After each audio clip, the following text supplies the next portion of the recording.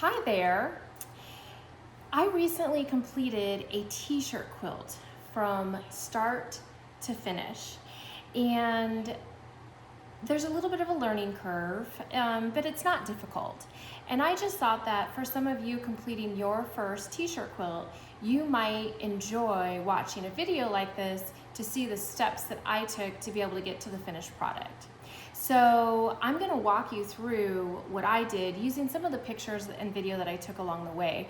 Now you can see that I'm not holding the finished quilt in front of me, and that is because I have already shipped it to my client and she is now using it in her home with her family.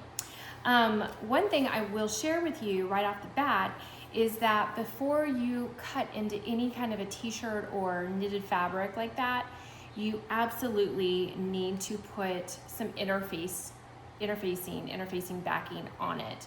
You would do this with an iron and with steam, and the directions are all on the interfacing that you purchase. One that is very popular is this Pelon SF101. It's a woven material, and then it has the sticky stuff on the back so that when you iron it, it adheres to the back of the t-shirt. And one thing you want to do is you want to cut out your square of interfacing larger than your finished square of the t-shirt design that you're going to cut. So if you're going to have a 12-inch, just for an example, a 12-inch t-shirt square, make sure that this little guy is more like a 14 by 14 inch square to give yourself plenty of wiggle room. I will go into more of that in just a little bit, but I wanted to at least show you this to get started. And I bought an entire bolt of it because I knew I would need a lot. So that's probably what I would suggest. You'll need a lot of it for your t-shirt. So a bolt is probably going to save you some money in the long run, and then you'll find plenty of other projects like bags, etc., that you can use it on in the future. Okay, well, let's get started with our step-by-step video. Once I received all of the t-shirts from my client, the first thing I did was lay them out by color. And then from there, I decided to find a design that would work well for this style of t-shirts. I knew that my client did not want your typical just straight edges with sashing in between, so I set out to find something just a little bit different. I settled on Angela Walters' Quilting is My Therapy on her t-shirt pattern, and it came out really good. The next thing I did is I went to my local fabric store and I perused the National Parks fabric line. And I'm lucky because I happen to have a fabric store near me that has just about all of the fabrics.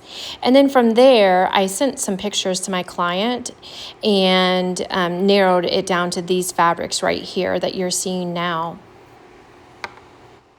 Once I had all of my fabrics picked out, it was time to start cutting t-shirts. So I started by using the same system that Angela Walters uses, and she has a really great video on it, and I'll post it down below so you can link to it as well. And then I just started sewing each block together until I had my entire top sewn. Once I had the top pieced, I went ahead and threw it on my long arm frame. I chose a minky or cuddle backing. I found a color that I thought worked really good with a couple of the t-shirts. And the design that I went with is called Lost Map. It's one of those kind of bigger open designs. It worked really great on the t-shirts. You do want to be careful when you're picking out your quilting design because you don't want anything too small or too closed off. Oh, and here's me with my selfie. And then we're going to zero in on some close-up shots so you can see how that turned out with the quilting. I really like this one. This was one that I had to piece together to get it to flow. Oh, yes, and here's the other one where I just took bits and pieces from the other tees and sewed them all together to get that last block that I needed. Well, here's our finished product. I ended up matching my binding to the border fabric so that it all kind of blended in smoothly. And then there's that minky on the back, and you can see how nicely that pattern stitched out.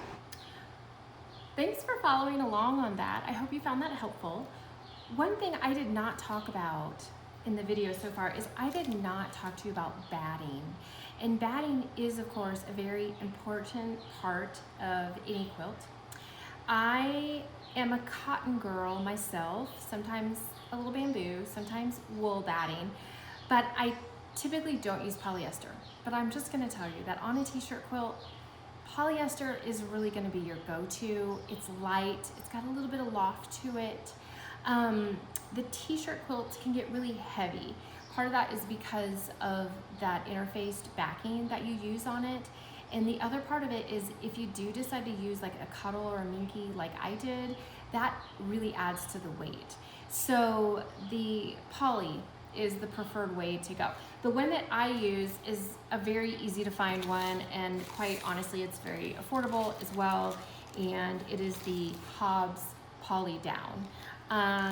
Let's see, I just bought this at the quilt shop, my local quilt shop, because I didn't need a whole lot of it. And this is twin sized and it was $14. So that is what you're gonna wanna use for your t-shirt quilts. Okay, well, you know, that wraps it up for me. I hope you found this informative. I'm gonna put a few links down below, and I will link to some other videos that you might help as far as detail goes, and I might link to a few products as well. So thanks for watching, and we'll see you soon.